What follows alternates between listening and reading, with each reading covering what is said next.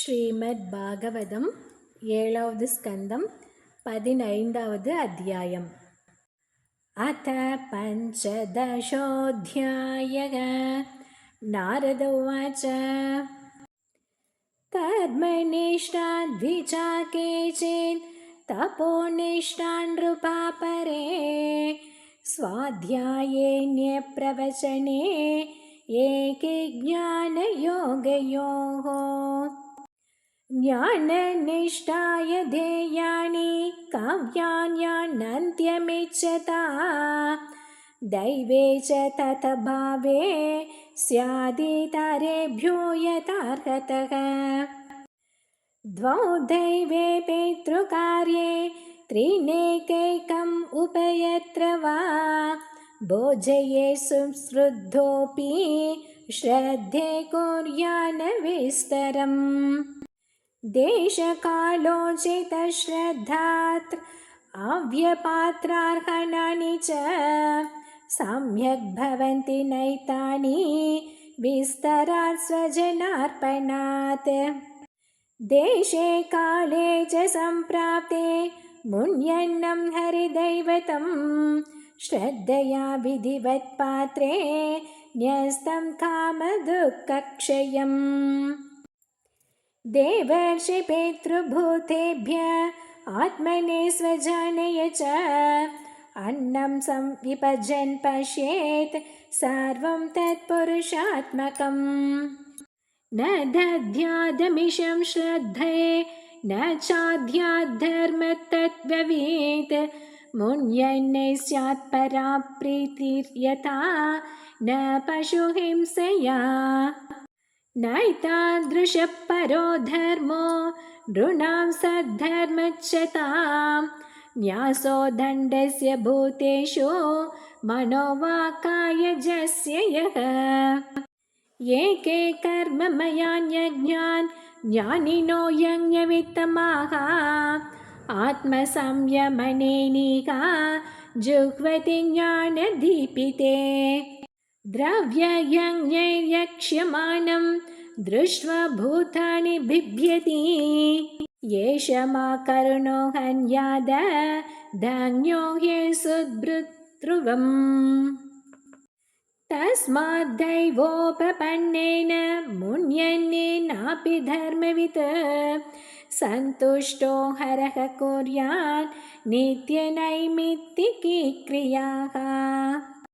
विधर्मपरधर्मश्च आभास उपमाचलः, अधर्मशाखा पञ्चेमा धर्मज्ञो धर्मवत् त्यजेत्। धर्मपादो विधर्मः स्यात् परधर्मोऽन्यचोदितः, उपधर्मस्तु पाखण्डो दम्भो वा शब्दभिच्छलः। यस्त्वेच्छया कृतभुम्भिराभासो ह्याश्रमात् पृथक्, स्वभावविहितो धर्म कस्य नेष्टप्रशान्तये। धर्मार्थमपि नेहेत यात्रार्थं वा धनो धनम्, अनेकानेकमानस्य महाहेरिव वृत्तिदा। सन्तुष्टस्य निरीहस्य स्वात्मारामस्य यत्सुखं, कुतस्तत्कामलोभेन धावतोर्तेकया दिशः। सदा सन्तुष्टमनसः सर्वाः सुखमया दिशः, शर्कराकण्टकादिभ्यो यतोपानत्पदशिवम्। सन्तुष्टकेन वा राजन् वर्तेतापि वारिणा, औपश्य जह्व्यर्कार्पण्याद् गृहपालायते जनः। असन्तुष्टस्य विप्रस्य तेजो विद्या तपो यशः, श्रवन्तीन्द्रिययौल्येन ज्ञानं चैवावकीर्यते। कामस्यान्तचक्षुतृग्ध्यां क्रोधस्यैतद्बलोदयात्, जनो याति न लोभस्य जित्वा भुक्त्वा दिशो भुवः। पण्डिता बहवो राजन् बहुज्ञाः संशयचितः सतसस्पतयोऽप्येके असन्तोषात् पतन्यदः। असङ्कल्पाज्जयेत् कामं क्रोधं कामविवर्जनात् अर्थानर्थेक्षया लोभं भयं तत्त्वावमर्शनात्। आन्वीक्षिक्ष्या शोकमोहो दम्भं महदुपासया योगान्तरायान् मौनेन हिंसां घायत्यनीहया। कृपया भूदजं दुःखं दैवं जह्यात् समाधिना आत्मजं योगवीर्येण निद्रां सत्त्वनिषेवया। रजस्तमस्य सत्त्वेन सत्त्वं शोपशमेन च एतत्सर्वं गुरुभक्त्या पुरुषो ह्यञ्जसा जयेत्। यस्य साक्षात् भगवती ज्ञानदीपप्रदे गुरो मर्त्या सद्दिश्रुतं तस्य सर्वं कुञ्जरशौचवत्। एष वै भगवान् साक्षात् प्रधानपुरुषेश्वरः योगैश्वरैर्विमृग्याङ्घ्रिर्लोकोऽयं मन्यते नरम्। षड्वर्गसंयमैकान्ताः सर्वानियमचोदनाः तदन्ता यदि नो योगान् आवहेयोश्रमावहाः। यथा वार्तादयो ह्यर्था योगस्यार्थं न बिभ्रति अनर्थाय भवेयुस्ते पूर्तमिष्टं तथा सतः। यश्चित्तविजये यत् शान्निषङ्घो परिग्रहः एको विविक्तशरणो भिक्षुर्भिक्षामिताशनः। देशेषु चौ समे राजन् संस्थाप्यासनमात्मनः स्थिरं समं सुखं तस्मिन् नासीतज्वङ्गवोमिति। प्राणापानो सन्निरुध्यात् पूरकुम्भकरे च तैः यावन्मनस्त्यजेत् कामान् स्वनाशाग्रनिरीक्षणः। यतो यतो निस्सरति मनः कामहतं भ्रमत् ततस्तत उपाकृत्य हृदि रुद्ध्या च नैर्बुधः। एवमप्यसतश्चित्तं कालेनाल्पीयसायतेः अनिशं तस्य निर्वाणं यात्यनिन्दनवह्निवत्। कामादिभिरनाविद्धं प्रशान्ता किल वृत्तियत् क्षितं ब्रह्मसुखस्पृष्टं नैवोत्तिष्ठेत कर्हिचित्। यप्रव्रज गृहात् पूर्वं त्रिभर्गावपनात् पुनः यदि सेवेत तान् भिक्षूस् स वैवान्तस्य पत्रपः। यैस्वदेहस्मृतो नात्मा मर्त्यो विकृमि भस्मसात् तयेनमात्मसात् कृत्वा श्लाघयन्ति ह्यसत्तमाः। गृहस्थस्य क्रियात्यागो व्रतत्यागो वटोरपि तपस्विनो ग्रामसेवा भिक्षोरेन्द्रियलोलता। आश्रमापसदाह्येते कल्वाश्रमविडम्बकाः देवमायाविमूढां स्थाणुपेक्षेतानुकम्पया। आत्मानं चेत् विजानीयात् परं ज्ञानधुताशयः किमिच्छन् कस्य वा होतोर्देहं पुष्णाति लम्पटः। आहुः शरीरं रथमिन्द्रियाणि हयानाभिषून्मन इन्द्रियेशं वर्त्मानि मात्रादिशनां च सूतं सत्वं बृहद्बन्धुरमिषसृष्टम् अक्षं दश प्राणमधर्मधर्मो चक्रे भीमानं रथिनं च जीवं धनुर्हितस्य प्रणवं पठन्ति शरं तु जीवं परमेव लक्ष्यम् रागो द्वेषश्च लोभश्च शोकमोहो भयं मदः मानो अवमानो असूया च माया हिंसा च मत्सरः रजप्रमादक्षुनिद्रा शत्रवस्त्वेव मादयः रजस्तमप्रकृतयः सत्त्वप्रकृतयः क्वचित् यावन्नृकाय रतमात्मवशोपकल्पं दत्ते गरिष्ठचरणार्चनया निशातम् ज्ञानसिमच्युतबलो तदत्तस्दशत्रुः स्वाराज्यदुष्ट उपशान्त इदं विजह्यात् नो चेत् प्रमत्तमसदिन्द्रियवाजिसूता नीत्वोत्पतं विषेदस्युषु निक्षिपन्ति ते दस्यवसकयसूतममुं तमोन्दे संसारकूप उर्मृत्युभये क्षिपन्ति प्रवृत्तं च निवृत्तं च द्विविधं कर्म वैदिकम् आवर्तेत प्रवृत्तेन निवृत्तेनाश्नुते मृतम्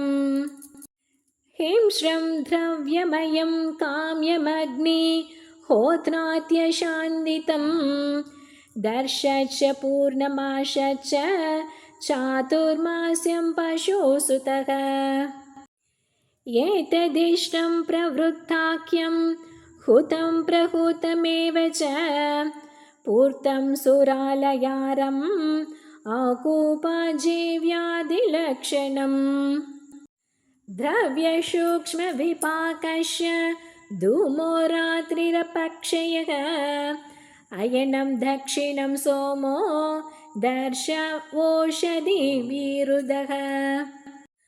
अन्नं रेत इति क्ष्मेश पितृयानं पुनर्भवः एकैकस्येनानुपूर्वं भूत्वा भूत्वेक जायते निषेधादिश्मशानान्तैः संस्कारैः संस्कृतो द्विजः इन्द्रियेषु क्रियायज्ञान् ज्ञानदीपेषु जुह्वति इन्द्रियाणि मनस्योर्मौ वाचे वैकारिकं मनः वाचं वर्णसमाम्नाये तमोङ्कारे स्वरे न्यसेत् ओङ्कारं बिन्दो नादेतं तं तु प्राणे महत्यमुम् अग्निसूर्यो दिवा प्राक्नक् शुक्लोरकोत्तरं स्वरात् विश्वस्य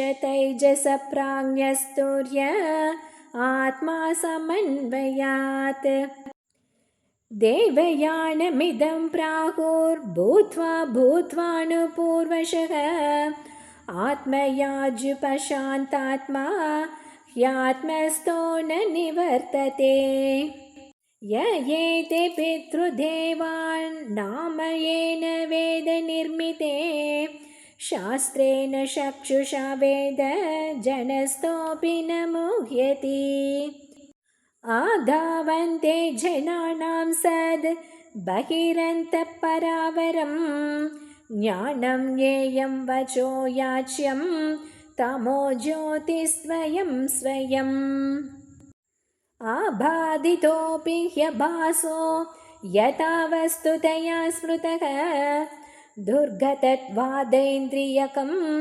तद्वदर्थविकल्पितम् क्षित्यादीनामिहार्तानां छायानकथमापि न सङ्घातो विकारोऽपि न पृथक्नान्वितो मृषा दातवो वयवित्वा च तन्मात्रवयवैर्विना न स्युर्ह्यसत्यवयविन्य सन्नवयवोऽन्ततः स्यात्सादृश्यभ्रमस्तावद् विकल्पे सति वस्तुनः जाग्रत् स्वापो यथा स्वप्ने तथा विधिनिषेधदा भावाद्वैतं क्रियाद्वैतं द्रव्याद्वैतं तथात्मनः वर्तयन् स्वानुभूत्येक त्रीन् स्वप्नान् दुनुते मुनिः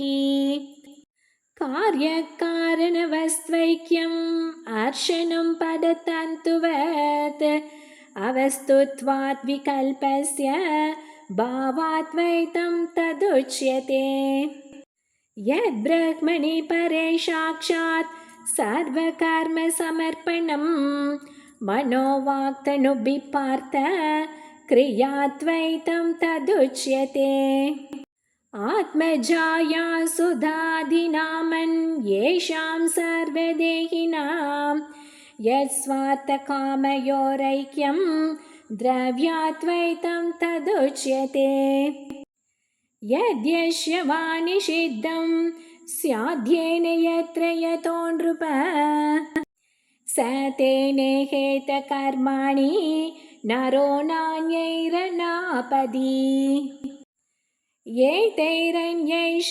वेदोक्तैर्वर्तमानस्वकर्मभिः गृहेऽप्यस्य गतिं यायात् त्राजंस्तद्भक्तिभाङ् नरः यदा हि यूयं नृपदेवदुस्त्य जाता बद्धनादुत्तरतात्मनः प्रभोः यत्पादपङ्केरुकसेवया भवान् हाशे निर्जितदिग्गजक्रतोन् अहं पुरा भवं कश्चित् गन्धर्व उपबर्हणः नाम्नातीते महाकल्पे गन्धर्वाणां सुसम्मतः रूपपेशलमाधुर्य सौकन्त्यप्रियदर्शनः श्रीणां प्रियतमो नित्यं मस्तस्तु प्रलम्पटः एकदा देवसत्रे तु गन्धर्वाप्सरसां गणाः उपहूता विश्वसृग्भिर्हरिगाथोपगायने अहं च गायंस्तद्विद्वान् श्रीभिः परिवृतो गतः ज्ञात्वा विश्वसृजस्तन्मे हेलनं शे पुरोजसा याहि त्वं शूत्रतामाशु नष्टश्रीकृतहेलनः तावद्दास्यामहं जङ्गे तत्रापि ब्रह्मवादिनां शुश्रूषयानुषङ्गेन प्राप्तोऽहं ब्रह्मपुत्रताम् धर्मस्ते गृहमेधियो वर्णितः पापनाशनः गृहस्थो येन पदवीम् अन्यसान्यासिनामियात् यूयं नृलोके बद्धभूरिभागा लोकं पुनाना मुनयो भियन्ति येषां गृहाणवसतीति साक्षात् गूढं परं ब्रह्म मनुष्यलिङ्गम् स वा अयं ब्रह्म महद्विमृग्यं कैवल्यनिर्वाणसुखानुभूतिः प्रियसुहृद्व खलु मातुलेय आत्मार्हणीयो विधिकृद्गुरुश्च न यस्य साक्षात् भवपद्मजादिभिः रूपं धिया वस्तुतयोपवर्णितम् मौनेन भक्त्योपशमेन पूजितः प्रसीदतामेष स सात्वतां पतिः श्रीशुक उवाच एते देवर्षिणा प्रोक्तं निशम्य भरतर्षभः पूजयामास सुप्रीतः कृष्णं च प्रेमविह्वलः कृष्णपार्थावुपामन्त्र्य पूजितप्रययो मुनिः श्रुत्वा कृष्णं परं ब्रह्म पार्थ परमविस्मितः। इति दाक्षायणीनां ते पृथग्वंशा प्रकीर्तिताः। देवासुरमनुष्याद्या लोका यत्र चराचराः। इति श्रीमद्भागवते महापुराणे वैयासिक्याम् अष्टादशसाहस्र्यां पारमहंस्यां संहितायां सप्तमस्कन्धे प्रह्लादानुचरिते युधिष्ठिरनारदसंवादे सदाचारनिर्णयो नाम पञ्चदशोऽध्यायः। समाप्तोऽयं सप्तमस्कन्धः। ॐ तत्सत्। श्रीहरये नमः। श्रीहरये नमः। श्रीहरये नमः। गोपिका जीवनस्मरणं गोविन्द गोविन्द। सद्गुरुनाथ महाराज की जय।